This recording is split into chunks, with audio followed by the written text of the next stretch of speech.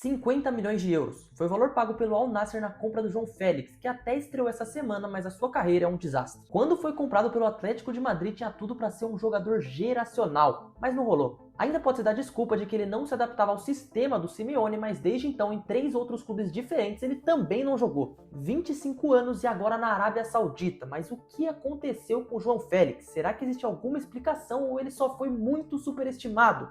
Vamos ver isso hoje. Olha, essa mudança não só diz muito sobre ele, mas também mostra que o mercado não erra. Com essa idade, tantos clubes, é óbvio que uma hora ele ia sair de um grande centro. E aqui eu vou passar por tudo, tá? Polêmicas, taticamente, como ele foi na carreira, mas antes eu quero trazer um dado muito interessante. Talvez você possa ter visto que ele foi o 4º jogador que mais movimentou dinheiro na história do futebol, mas vamos comparar com os outros porque é inacreditável. Do 1º e do 3º lugar da lista eu nem preciso falar, mas se formos comparar o desempenho do João Félix contra o Lukaku, que é o 2º, já temos uma diferença muito grande. Primeiro no número de transferências, óbvio, mas principalmente porque Lukaku, mesmo que não seja um jogador que valha tudo isso que já foi investido nele, ele acabou rendendo em vários clubes. E isso não aconteceu com o João Félix. E a gente pode ir mais além. O 9º lugar que mais movimentou dinheiro foi o brasileiro Matheus Cunha, que eu até concordo que não é um gênio e tá um pouco inflacionado, mas ele já jogou mais que o João Félix, isso sem dúvidas. Agora, com 25 anos, o comum é um jogador estar no auge. Isso nunca aconteceu com o Félix. E se você tem alguma dúvida, vamos lá, temporada por temporada, vamos falar da carreira dele. O começo no Benfica é impressionante, não só nos números, mas também no talento. E como um jogador de 19 anos parecia ser o futuro não só de Portugal, mas também das grandes partidas do futebol europeu. 20 gols em 43 jogos, 15 desses sendo na Liga Portuguesa, o que para uma temporada de estreia,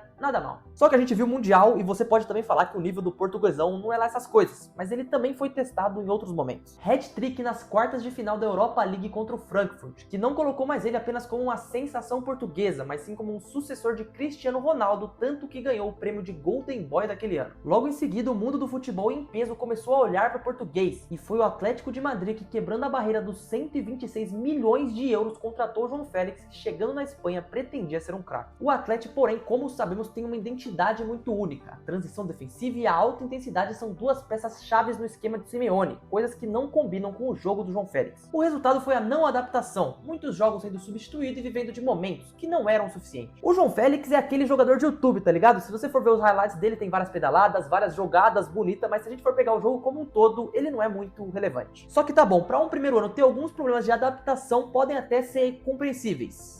Ou será que não? E eu trago essa pergunta para puxar o gancho. O que significava o investimento do Atlético nesse jogador? Primeiro vamos falar sobre salário. Segundo informações, João Félix recebia 14,5 milhões de euros por temporada. O que, se levarmos para os números de 12 participações em gol que ele teve no primeiro ano, custava para o Atlético cerca de 1,2 milhões para cada gol que ele produzia. Um número inconsistente, isso sem contar o valor de transferência, que foi muito alto. Tudo bem, era a primeira temporada de um menino de 20 anos, mas ao longo das próximas temporadas na La Liga, os números nunca passaram muito disso. E na carreira inteira, pra ser sincero. E o ponto principal é que quando você paga isso num jogador, é pra mudar de patamar. Você paga isso pra um craque, e não pra um jogador problemático que pouco entrega. Em 2021, o Atlético conseguiu o título da La Liga, mas João Félix não era importante. De novo, números ok, mas que não valiam o investimento. Mesmo assim, aqui ele ainda parecia que queria evoluir, e dizia isso em suas entrevistas. Sin voluntad, el talento no llega. Intento poner mi calidad y intento poner mi voluntad también.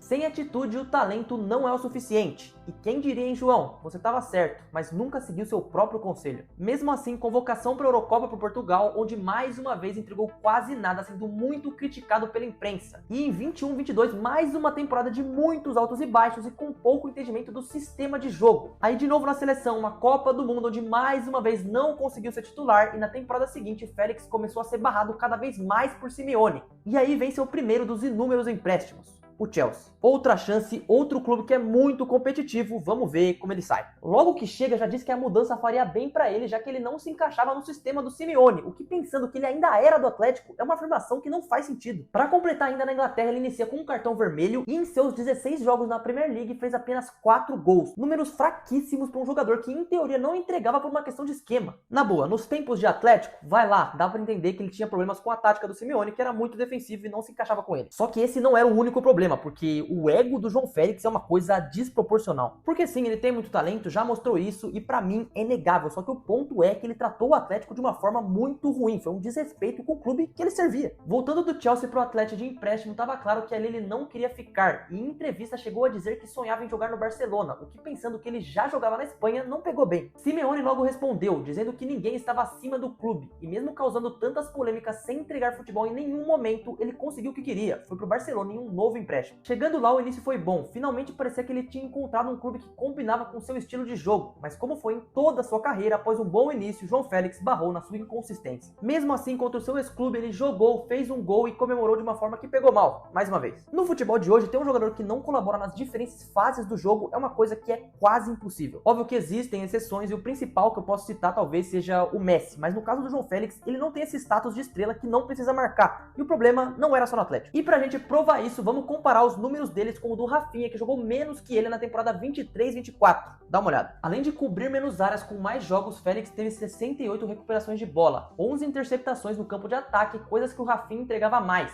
Ou seja, talento por talento vale mais a pena um cara como o Rafinha, e o próprio tempo provou isso. Fora isso, tem todo o fator de posição, porque eu te pergunto, qual que é a posição do João Félix? O próprio já disse algumas vezes que prefere jogar como um 10, mas ele não tem força pra isso. Então, sei lá, você vai colocar ele de ponta, sendo que ele não é rápido, vai colocar ele no centro, sendo que ele não é um centroavante que teria força pra jogar ali, vai jogar onde? Na carreira, Félix jogou muitos jogos em todas as posições no ataque, mas isso não quer dizer que ele é um jogador versátil, e no caso dele são diversas tentativas de fazer um cara como ele render. Pra isso, outra comparação que eu trago é o Rodrigo, que jogou muitos jogos fora de posição, mas não porque estavam tentando encontrar um lugar pra ele, mas sim porque pelo talento que ele tem, ele consegue suprir as necessidades do time. Com tudo isso dito, ficou óbvio que mais uma vez, mais um time grande, o João Félix não tinha dado certo. E o Atlético também perdeu a paciência, e quem compraria ele seria o Chelsea. A contratação em si não faz muito sentido, mas do jeito que o Chelsea contratou nos últimos anos, tudo bem. Dessa vez foram pagos absurdos 52 milhões de euros, mas com tantos jogadores no elenco era óbvio que o João Félix não jogaria. E tendo que competir com jogadores como Cole e Palmer, logo ele foi ficando sem espaço e entrando em mais um empréstimo na sua carreira, em janeiro desse ano. E você pensa, o nível dele agora vai dar uma caída.